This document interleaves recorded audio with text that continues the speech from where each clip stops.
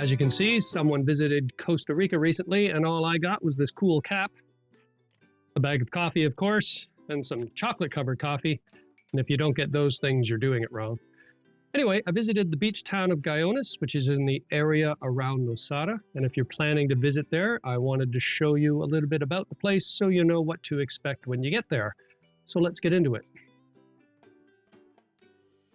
To give you a sense of what it's really like in the area from a street level point of view, I did a helmet cam tour of the area, so you should stay tuned for that at the end of the video.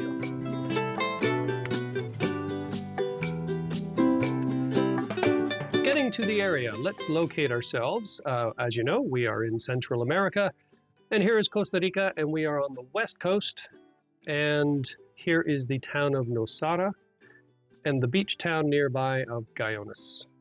Now, I don't know where you're coming from, but to give you some scale, I flew from Toronto directly to Liberia, which was about a 5-hour flight. And most people I spoke to landed in the capital of San Jose. To get from San Jose to Nosara, you have to take a hopper flight. So if small planes are not your idea of a good time, you might want to avoid that.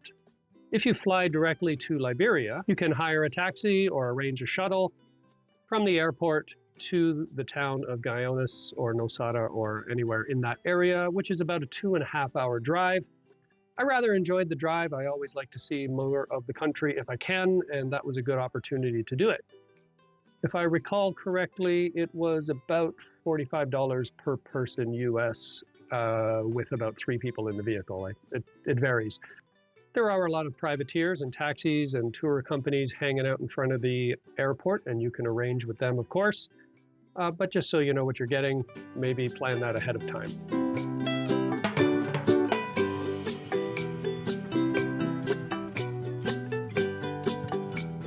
Once you do get to the area, you're going to want to know what it's like to get around.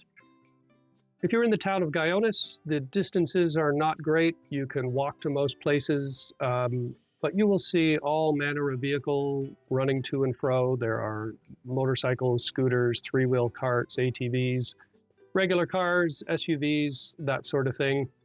I found the best way to get around was bicycle. I'm a cyclist, so I would do that anyhow. But it seemed to be the best way to navigate the potholes and the traffic, and you end up going faster than most people anyway.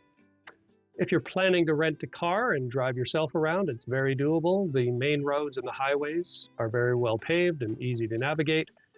The side roads, not so much, as you can see.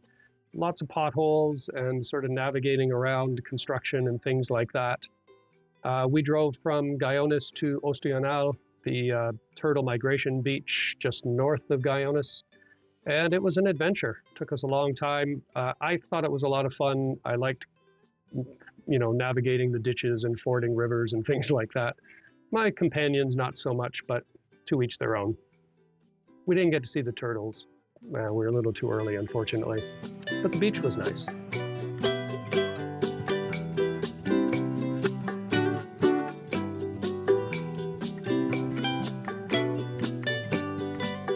All right, let's talk about money. El Dinero.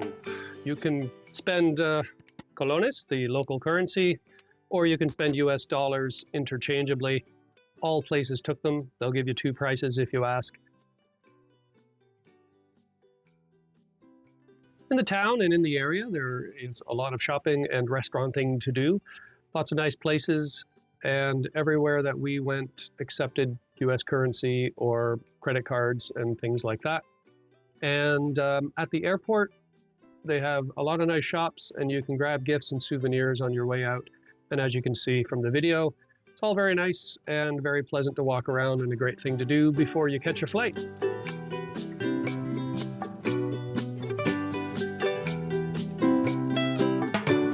Let's move on to the main feature of the area, which is the beach, La Playa Guiones. As you can see, I got some great footage of the area to give you a good sense of what it looks like. And as you can tell, it's everything you would expect from a tropical beach. Balmy breezes, warm water, big waves, etc. There is a lot of surfing culture in the area. A lot of people go there for the surfing. So there are a lot of surf shops. It's very easy to rent a board, hire a coach, anything like that. And it's just a very beautiful and relaxing place to hang out.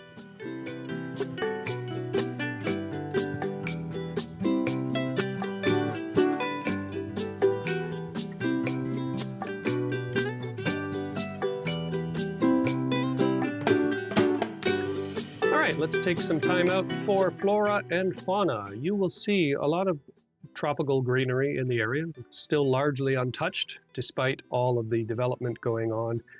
You will see and hear howler monkeys, crocodiles near the beach. There's a warning sign, you might want to heed that. Lots of cool butterflies, a lot of beach animals and things like that. And iguanas, you see them up in the trees and walking around, and that's all very fun.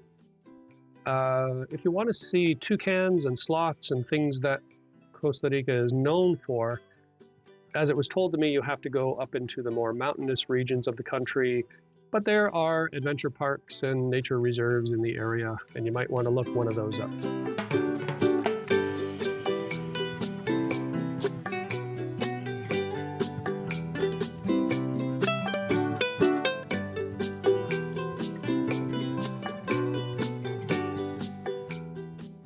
I do recommend you stay tuned for the helmet cam tour, and you can get a street level view of what the town is like so you know what to expect when you get there. And I'm going to sign off and wish you a good trip.